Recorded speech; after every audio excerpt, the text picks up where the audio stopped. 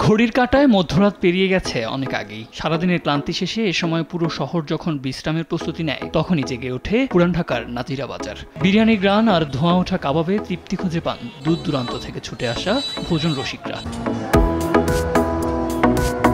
দিনে অনেকটাই ঝিমিয়ে থাকা সড়কটি সরগরম হয়ে ওঠে রাতে। যতই রাত বাড়ে ততই যেন জমে ওঠে এখানকার খাবারের দোকান ও এর চারপাশ।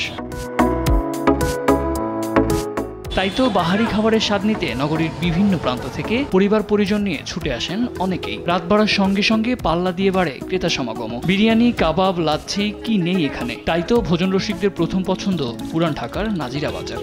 আমি এখানে কাবাবের জন্য এসেছিলাম, দেন একটা ড্রিঙ্ক নিলাম, দেন এখানে পান ট্রাই করি। পুরান ঢাকার গল্প প্রতিদিনই শুনি, টিভিতে দেখি বা নিউজে দেখি, আজকে সচক্ষে দেখতে আসলাম। ভালো লাগতেছে। আর এখন যে রাত্র 2টা বা 2:30 বাজতেছে, মনেই হচ্ছে না যে 2টা 2:30, মনে হচ্ছে যে 8টা 9টা বাজে এরকম। ঈদটা অন্য অন্য ঈদের থেকে সত্যিই আলাদা। বিশেষ করে আমি চিটগাঁয়ের মানুষ, ঢাকাতে এসেছি।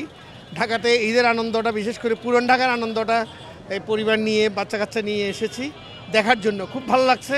কারো মতে স্বৈরাচার সরকারের পতনের পর এবারই প্রথম প্রাণ খুলে ঈদ উদযাপন করছে দেশের মানুষ। তারা বলছেন এবারের ঈদ অন্যান্য বারের চেয়ে আলাদা। এবারের ঈদে যোগ হয়েছে বাড়তি আমেজ।